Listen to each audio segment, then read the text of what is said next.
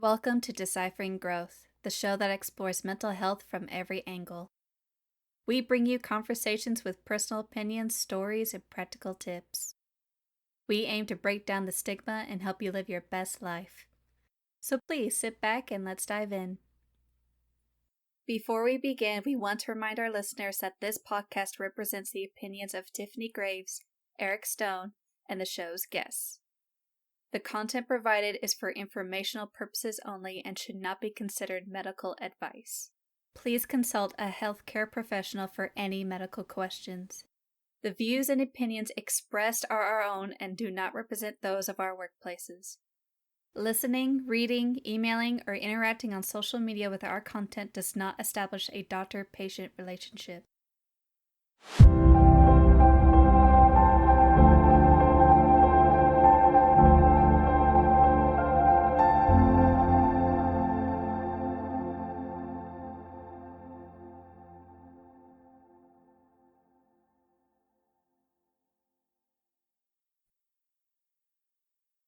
All right, we're here, and Eric is going to share some wonderful information. I am acting as a general public today, not just like for acting purposes, but also because I have not been following this story. So, Eric, do you want to tell us a little bit about the whole, I think he's a football player thing that's going on? I'm That's not joking amazing. in that I have no No, idea. no, I know. That's why I think I'm sorry. I'm just giggling because I love you so much. And it just made me giggle where you're like, I think he's a football player. It's like, that's just awesome.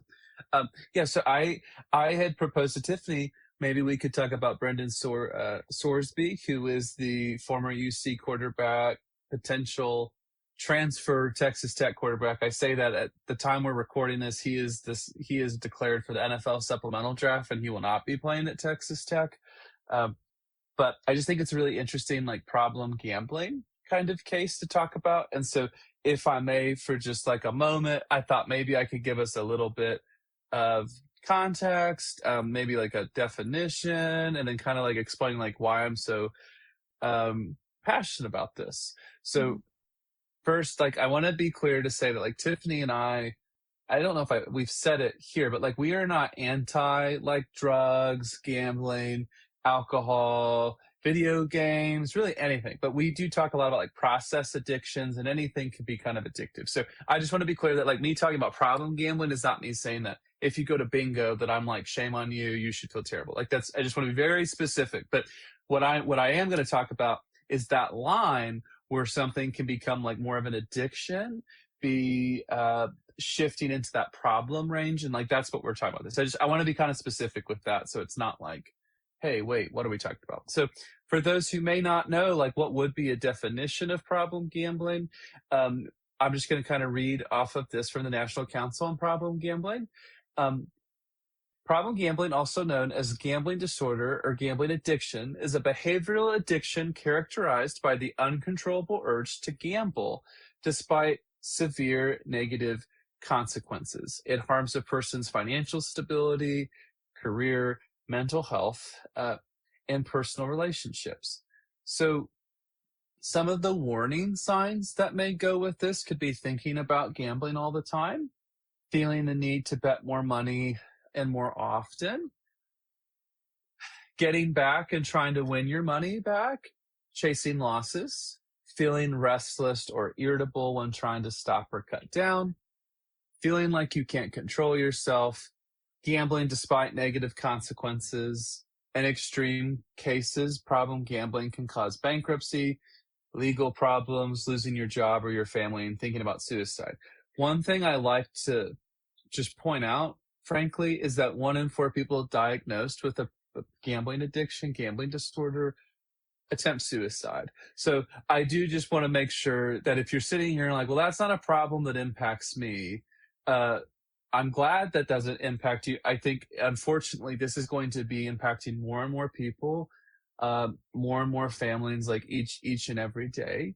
Mhm. So just not that like you, Tiffany,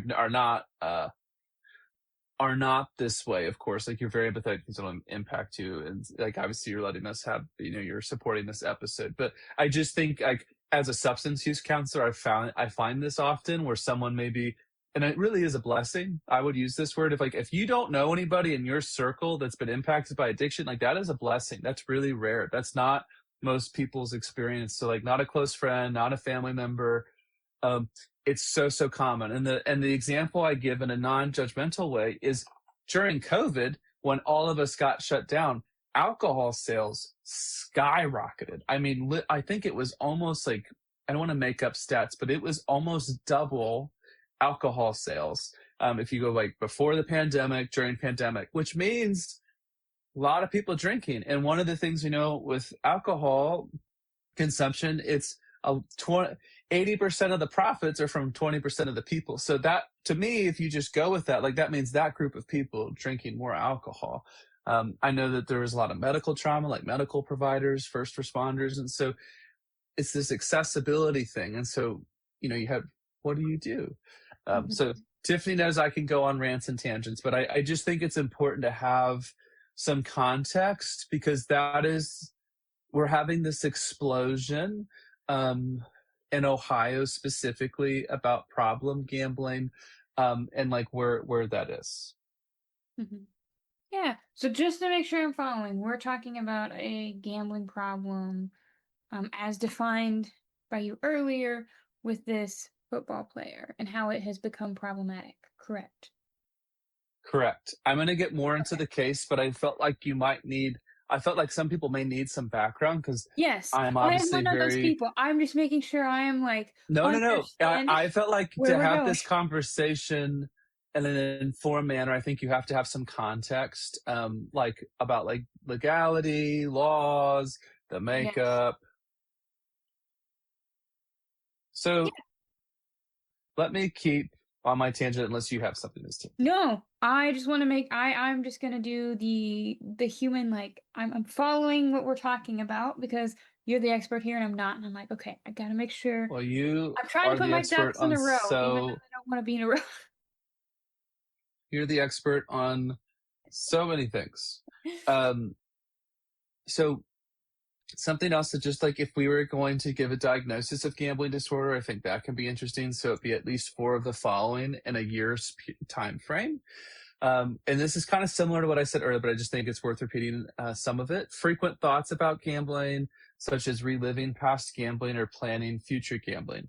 Need to gamble with increasing amounts to achieve desired excitement. Repeated unsuccessful efforts to control, cut back, or stop. Restlessness or irritability when trying to cut down or stop. Gambling when trying to escape from problems of negative mood or stress. After losing an item of value by gambling, feeling the need to continue to get even, chasing losses. Often gambling when feeling distressed. After losing money, often returning to get even. Lying to hide the extent of the problem. Losing important opportunities such as job or school achievements or close relationships due to gambling. This one is really common as well, relying on others to help with money problems caused by gambling. So it is just 4. And so this is something, as an addictions counselor, I will find people will argue, well, hey, I never gamble when I'm stressed. Or, well, I've never had to get money from a family member or a friend. Like, you don't have to have that one. You just need to have 4 of those different ones. So 4 of the 13. Go ahead. I'm curious in terms of like with gambling, can it look like vastly different? So like, I guess what comes to mind is like, could it be considered like part of a gambling addiction when you're constantly spending money on like loot boxes, like in a game in hopes of getting something? See, you are an expert in this. Yes, loot boxes are absolutely gambling. It just needs to be something with like a chance, like you're not like of an odd, like you're wagering something, and there's a chance of it happening or not happening. Okay. So that's where there's a lot of an explosion of activity, honestly, on the prevention side and treatment side for teenagers and kids, because you could be on a PlayStation or Xbox, pick which one, and like these loot crates, it is gambling. And it's really challenging too, because if you have your parents' credit card and you're a kid, you're not going to feel the consequence of, oh my gosh, I just lost $50 on this box and I have nothing to show. So it's really problematic. So that's a great question. Yeah, Cryptocurrency. I'm gonna try and connect it over here to my expertise and be like, oh, how does it show up over here? But yeah, so crypto is one where I've had numerous people explain like how it's gambling to me, but it's also one of those things like so, and this might hopefully you can understand better than I can when it was explained to me. There are some games where crypto is represented as like little like like objects. So like an object represents Mm, X amount of crypto, and like the more you level up that object, the more crypto it's worth. And then you can sell that object to get crypto and then like reverse it into actual crypto money. And I was yeah, like, whoa. Tiffany, you're more of an expert than you think. Like, so they would call that a social casino, where it's like you could put real money in, you could earn real money, could stake, but it's not fully gambling. So again, it's about um, regulations. My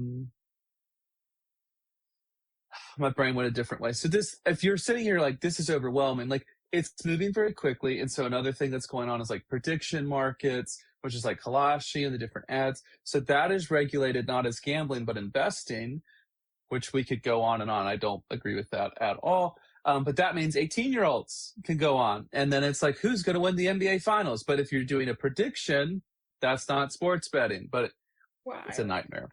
Yeah, So because I was the person that was telling me about this. I was like, oh, like this is essentially gambling. Like, no, you're playing a game, and I'm like, but the things in the games are worth things. So like it's like it is gambling, but it isn't gambling. It's a really weird gray area. it is. And um, it's very intentionally kind of gray. I think by design, um, because they want your money. Like they want your money. Uh, and I wanted to speak to some of the challenges maybe with some of this. Is it's on your phone. This is like if I had a bar in my pocket, I had drugs in my pot. Like you could do this from anywhere. Mm-hmm. Um, it's extremely challenging. We are actually in some way we are really lucky to be in Ohio with this, Tiffany, because there's so like we have a really robust treatment network infrastructure. There's a lot of stuff to try to ensure some safety, and at the same time, this problem is exploding. Like it's exploding. Just the number of people, like 25% or so of people with the problem gambling, like who are gambling or having like problem gambling as a part of that, which is a huge, huge number. So that's just of those who are gambling. That's I mean 3% of Ohioans, so 255,000 people. Um, I mean it's a huge amount of people. The last kind of nerd context thing I think that could be interesting. We could also, I guess, Tiffany, pivot if this is more interesting, but with the Sorsby, like the Sorsby case, like there's all this context that I feel like would be helpful uh, to have. Um, and one of those is that sports betting became legal in Ohio in January 1st of 2023. So we're in like year 3 of sports betting being legal in Ohio. Wait, I So thought it like is it illegal or is it? it is legal to it sports bet in Ohio. okay. Now, Isn't there some sort of betting that's illegal, or am I like? now you cannot do prop bets on college athletes. So you in Ohio you cannot bet on a college athlete because they were getting death threats and harassed. So they passed legislation pretty quickly that there was no prop bets, like which are how many rebounds a basketball player could have, or this or that, this or that.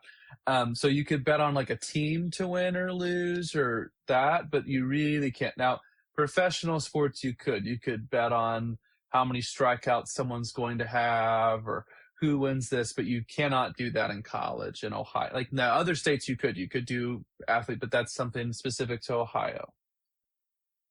Okay. Uh, yeah, no, there's so much. There's so much. There's so much. I mean, cryptocurrency can be gambling in some ways, where some people want to say that's an investment, but I mean, it really looks like the same pathway. Uh, it can be very challenging. Yeah. So why I felt like we need that context to have this conversation, so just that amount of context that we could go hours and hours on any of those things, is this didn't happen in a vacuum. And so for me, for Brandon Sorsby, it's like, this didn't happen in a vacuum. This is someone who was really struggling. And that's what I'm gonna focus on. Like, I'm not, no one's here to listen to our sports takes, at least my sports I takes. don't But have a sports take, so that puts us so already at a he disadvantage. he does play football. I'm on the ESPN article that was published on April 27th, so that's a little older, but I just want to talk about, like, he went to treatment, like residential treatment. So one, I just want to say that is a real thing, residential treatment for gambling disorder. So some of the thing, So go ahead. I'm raising my hand like a No. so just for like, since I'm general public today, what is the difference between like the work that you do with gambling and like a residential treatment? So that's a great question. So it would kind of be like if you had residential treatment for mental health or substance use. Like, that's kind of an easy way to think about it. So they're going to kind of curtail the curriculum, the interventions to that. So rather than it's like, hey, don't drink, it's like, hey, let's get you on game ban so that you're not getting these ads and you can't walk into sports books, or you can't be on the apps and they can't take your money, or like, it's like more customized. So there's not a lot, because again, this has not been as wide scale problem. You used to have to go to Vegas. You used to have to go to like Atlantic City or something. Now, like, you can do this from anywhere and everywhere all the time. And this is the other challenge with sports betting specifically. There's sports all over the world. So they've got like table tennis in China, and you can get on and bet. You could bet on Monaco races, and that, like, so I mean, you could literally seriously sit there all day, bet. If you had the notifications on, you could get notifications of, oh, prop bet here, prop bet there. And then we talk algorithms, right? The algorithm's meant to keep you engaged and keep you there as long. That's what Facebook, TikTok, any of it does. So when you have that, though, with something that could be an addiction, it gets very problematic very quickly. So, oh, hey, we haven't seen you around. Hey, deposit 50, get 200. That happens. And so then people are like, well, that's wasted money. The house always wins, so it's not wasted money to not put that in. They're going to get that $200 back. They're just kind of staking you to get you to come back a little bit. Mm-hmm. See what happens. So yeah, I know. If you have any questions, Tiffany, you feel free to keep asking. So I guess just to make sure I'm following you in that, like, residential is more like we're there every single day, we're focused on it, more of an intense approach than kind of like the work that you do. So it would be like a focus setting where if someone's really depends on the stakes. So that's why it's like, it's kind of nice to have like this public case to talk about, because this is all public record. This isn't so that's why I'm like, I do find this interesting. So for like Brandon Sorsby, his life is falling apart. I mean, like, he had up to $5 million and like an NIL contract and to go to Texas Tech. So like, he at this current moment has been paid $2 million of $5 million. So like, sincerely, his gambling at least cost him $3 million because he was not able to, finish that contract and get the full payout of that. So now he may get drafted somewhere, but the amount of income that he gets from that, it's a problem. So I mean, when we talk about like financial loss, like, that's just a very public one. So again, And I a want to big talk one. about like Brandon Sorsby as a person. So like, I'm not attacking him. Like, there obviously is a lot going on in his life. But that's why I kind of feel for this person, because I mean, we didn't put this out here ahead of the scandal, right, Tiffany? But in my mind, I'm like, this was a matter of time that some person was going to have this experience, some athlete, some person who's going to get in this, because it's like, it's literally everywhere. I mean, you cannot go to any kind of sports game. You cannot watch a sports game. You can barely be on an app and not see something about betting. I mean, even on the one hand, this is a scandal. On the other hand, like, all the sponsors, ESPN has its own sports book. So it's like, there's all these, it's very convoluted. Question. Go for it. In your professional realm of like gambling work, when, if ever, is it appropriate to say this is a scandal? Like with a client? Or with this, I already forget his name. Oh, Brandon Sorsby. Yeah, like because I heard you mention it. I know nothing So he about it. got flagged and then investigated for placing bets on himself, like on teams he's on, which is a big no-no Okay. in sports, because then you could be accused of rigging things. So, like, Okay. say you bet against your team, or even I mean, it doesn't really matter, but like if you bet against your team, you could very quickly go in, intentionally throw a pick six or intentionally mess up, and you could skew things. So it's kind of like the cardinal like it's just this. Okay. And that's kind Yeah. of where the reason people are like, oh, this is a scandal. Yeah, so Okay. Ohio, which is on its own, Ohio's had several very public, like nationally, internationally owned cases. But again, I'm not surprised by that because the infrastructure in Ohio for problem gambling, all of it, it's very robust, it's very developed, and these agencies work really well together. So I'm not surprised by that because they are catching and involved in so many things. So there was like a baseball player who was intentionally throwing pitches into the ground and telling people to bet on them in code. So to me, I'm not surprised because like sincerely, Ohio is really on the forefront of this, and like other states, like, well, we hope we could get to Ohio's level. And even though we're at whatever that level is, we are still not. Obviously, this is a huge problem. So that is why, so that's when I use the word scandal. It's like this is like a national discussion. You really can't get on any sports website, sports show, and this is especially we're recording this in June right now. This is everywhere. I mean, this is everywhere, this discussion. So that's why I'm wanting to talk about, like, you know, Brendan the person, not like this. This doesn't happen. That we know this, right? As this therapist, Tiffany, like things don't happen in a vacuum. Behavior doesn't happen in a vacuum. So I don't know what's going on for this person. I don't want to judge this person, but I think because it's so public, I think it would be helpful to discuss. Yeah, and it's helpful for me understanding what's going on so that I'm not I say if, but I'm probably not gonna look it up because like there's just so much already in the world to keep track of. But like hearing you talk about it, understanding, okay, like this isn't necessarily like let's point the finger. There's like deeper things going on that led to like it getting to this bad. Yeah, there's so many confounding things, which is again like Brennan the person, like, it's not this. We all make mistakes. I've made many mistakes, but my mistakes have now become a national news story. And like, what is this, like, so I feel for him as like a person. We strangely have like a connection to this story because again, it was Ohio finding it, but he was the quarterback at UC football last year. I mean, this is at the same time, it's kind of a local story, but it's obviously bigger than that. But my point of this is like, this isn't the last person that's going to have this. And so I think it's just talking about, like, for Brandon, like this, if you think about sports betting getting legalized in Ohio 2023, I don't know his exact age. I could have looked that up, but it's like, we didn't have this, like, this wasn't around. This wasn't a thing that like we grew up with having, or he would have grown up with like seeing. So for me, that's like, you don't know, like we know to put our seatbelts on, but there was a generation of people that didn't know to put their seatbelts on.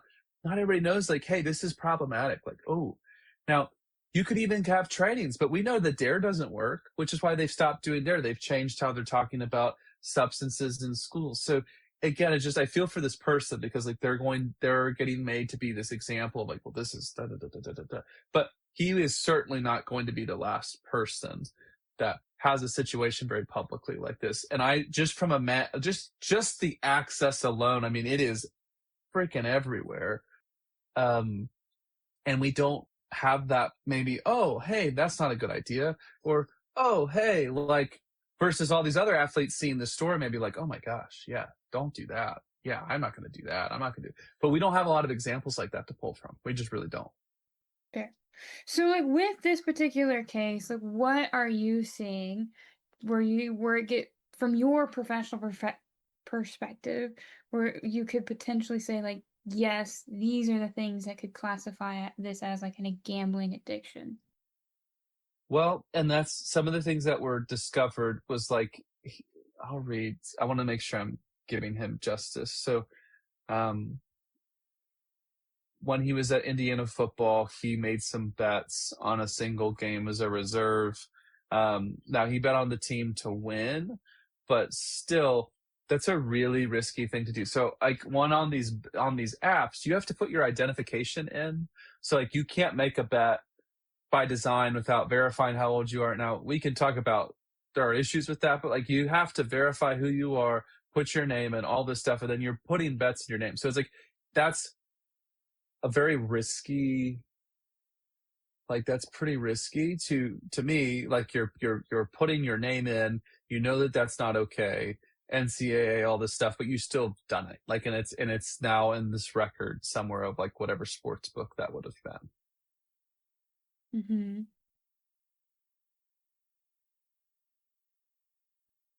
It sounds like very in depth. It it just is, and I think there's, I mean, some of the stuff like they're called, I mean, they would call the smaller bets like micro bets, but one of the things I read is that he was making sometimes like hundreds watching a baseball game, like hundreds Yeah, of these micro bets and but one it and just sorry, it's just hearing you talk about it and like hearing you explain it just seems so much more covert than like I guess like the stereotype of like going to a casino and watching someone not like be struggling to pull themselves away from a slot machine, which I know is a very, very, very, very extreme stereotype. But it sounds oh, like there's so much nuanced like to like sports betting and like crypto and all this where I'm like, I almost feel like if you don't know what it looks like or if you're not watching or you're not familiar with it, like it could easily just be brushed off as like, oh, like you just bet. yeah, no, I mean, like I mean, we're seeing cases where like people, I think the thing it's very quick. So I mean, you'd have to verify, but like, I mean, you could get credit card advances and stake money on something. I mean, and it's they talk about friction, like how many steps between doing something. It's very frictionless. Like you deposit the money and it's in, and like I mean, it's quick. I mean, you could be watching a game and doing so. I mean, it's so the speed of this is kind of the part that's challenging too. Like you can get in like very quickly. I mean, again, you could be watching a game doing multiple things. um, I think some of the cases I've seen personally are people that maybe have access to like retirement accounts or other things, and I mean, sincerely, like significant amounts of money um, being drawn, like hundreds of thousands of dollars, and like you could really fall into trouble very very quickly. Mm-hmm. Yeah. Yeah, as I'm hearing you talk about it, I'm like, it sounds like instead of like the very blatant slippery slope, it sounds like a very sneaky slippery slope. Yeah, and I will say like they have March is Problem Gambling Awareness Month, and in that time, like they in Ohio, this is a unique thing to Ohio. There's like property tours where counselors, prevention specialists, like we can walk the properties and see, and they have resources there and they put stuff in. But just being real, not all properties and all sites take that equally, and like just have seen like where it's like, oh, we're against them. It's like, but I have seen where there are staffs like that really are invested in caring. They're not wanting someone. They're wanting them to have fun and have a good time and entertainment, like entertainment budget, not, hey, like I can't pay my mortgage type thing because I've spent all my money at the casino. Uh, so that's the part where I think sometimes people understand, oh yeah, I shouldn't really go to the casino, or oh yeah, I shouldn't do this. But it's like, oh well, cryptocurrency, I don't want to miss out on that. Bitcoin prices are this. If I put $50 in Bitcoin 15 years ago, I'd be a billionaire or whatever. I mean, I don't know if that's for sure probably not true, but it's just that's like the discussion. So it could be crypto. I think we think about things like the lottery or other stuff, but like sports betting, I think people understand it as gambling, but I don't think they understand like the harm that could come. Um, and again, I mean, it's everywhere. I mean, it's like if you try to watch any sporting event in the last 3 years. I mean, it's exploded. Mm-hmm. Yeah, and I wonder if it's just more like if it's exploding as a mixture of like understanding, recognition of how much it's been hidden, and like also redefining like what gambling, like the whole bubble of gambling is not just putting coins in a slot machine. Yeah, it can be so much more. I mean, there's even like Pokemon cards, which you Oh might be yeah, like, what?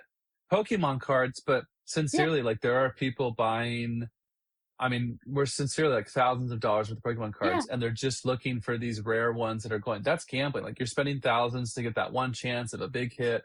yeah, Um, and I have nothing against Pokemon cards or collectors, but like it's just yes. I mean, I'm looking. There's a Charmander stuffy to the right here. So, got nothing against Pokemon, but it's just it's so.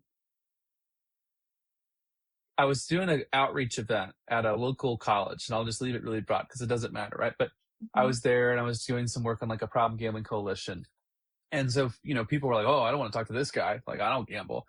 But some students talked to me and they shared how they were seeing their friends buying these huge amounts of Pokemon cards. And like, they were obsessed with it. I mean, they were like, oh my gosh, if I could just get this one or this, like, da da da da da da da da da da da da.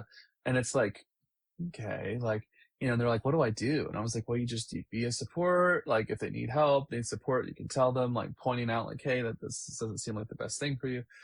But it's just an epidemic. And that's what I think I'm worried about if we talk about like inoculation. Like, I don't think we're all aware of what this looks like. I don't think there's a lot of conversations. So I just think there's going to be this catching up of, oh my gosh, that's not great. That's not great. That's not great. Ooh, oh, oh, oh. And we just don't know. Like, people don't know. I mean, they yeah, just, we're not prepped for that. And there's so many things in the world going on. There's so many things to worry about. But this is tricky. One of the things that strikes me, and people may get this, is sometimes people they shouldn't do this, but they'll buy like scratch offs for kids. And they think that's a really cute holiday tradition. Like, again, I would just, as someone that's in that problem gambling space, like, all that could do is really bad, because if they don't win money, if they do win money, they're like, oh my God, I get free money from this. This is great. That is not a message I would want anyone to take. And just in the gambling space, there's this discussion of like big wins or stuff. And like, then it's, whoa, like so exciting. But then if it's problem gambling, chasing that and going, like there are people who can just go to the casino, win some money, leave, lose some money, leave. That's not what I'm talking about. This is like, chasing. That's the part you have to like. So the Pokemon cards, oh, I'm 1,000 down in Pokemon cards. So let me just buy 3,000 more and I'll make my 1,000 back. Like that's what's happening which is for some people. yeah, it is wild. It It's wild. is, and it's sad because I mean,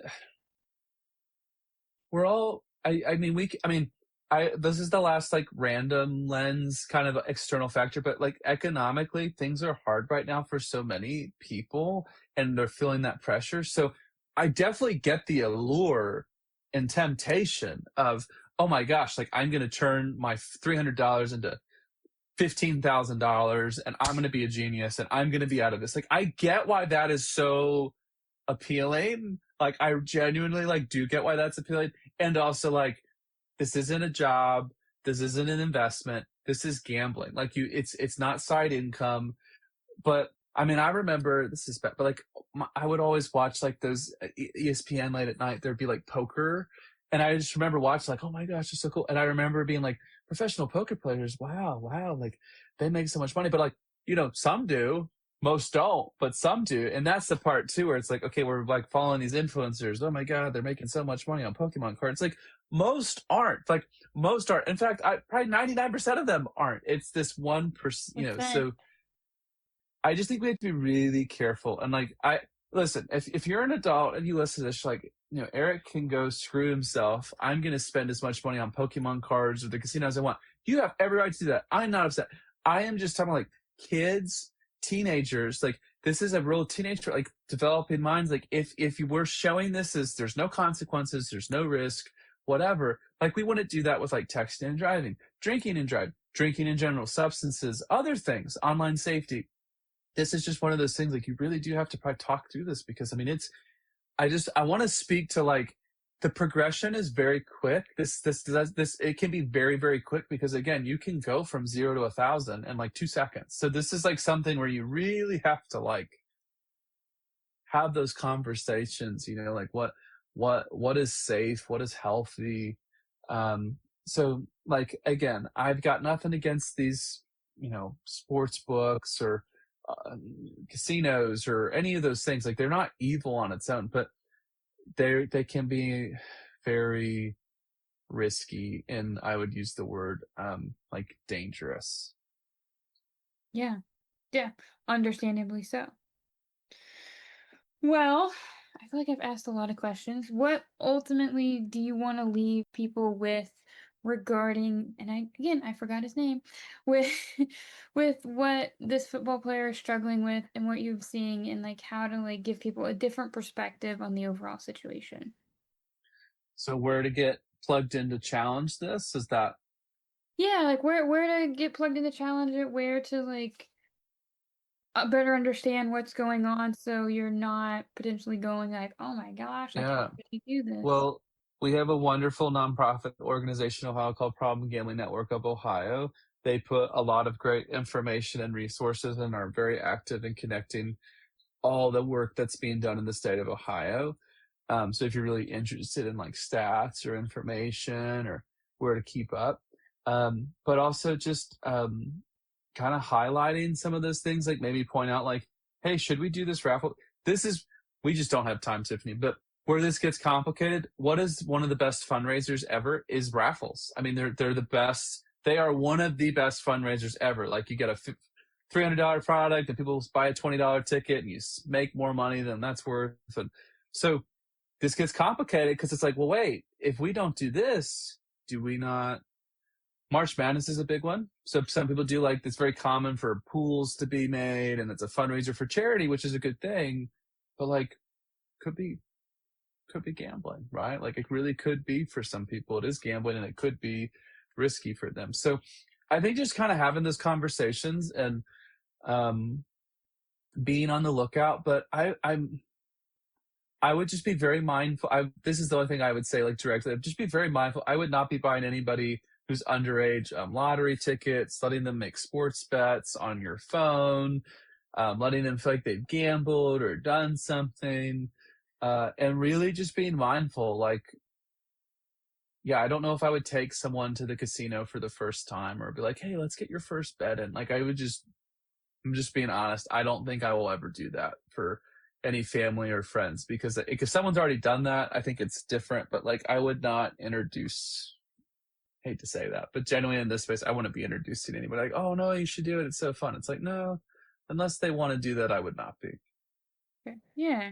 You don't want to be the one who's like opening the doors to something they may not even have been initially interested in. Right. And then just that chance that maybe you open a door they can't shut easily. Like, I would just, and like, if someone's already, like, I know that may sound like a strange line, but let them be the ones that introduce themselves to it. Don't be like, hey, let's go to the casino together. I know that may sound strange, but like, I really, It doesn't sound strange to me at all. It sounds like highly responsible. Like, I don't want to be the one who, like, later down the line, like, someone hates or resents because I like pushed or shoved or like opened a door that they potentially never wanted to open or weren't interested in. Yeah. Well, maybe we have episode 2 to follow up because there's so much good stuff here. But is there anything you want to leave us with to think about today regarding this it's case? it can feel very negative, in nature, like, to have this conversation. It can be very discouraging. There's lots of things that are discouraging going on, but like, we can make a difference, and like, we can advocate and work together. And so just, don't, I would just encourage, like, don't give up just yet. Like, fight. I don't say fight the good fight, but like, keep doing what you can. And if you want any like kind of resources of information, I would go to the PGNO website. All right. You heard it from Eric first. Hopefully. All right. Well, we look forward to catching you guys around next time where we continue this wonderful conversation.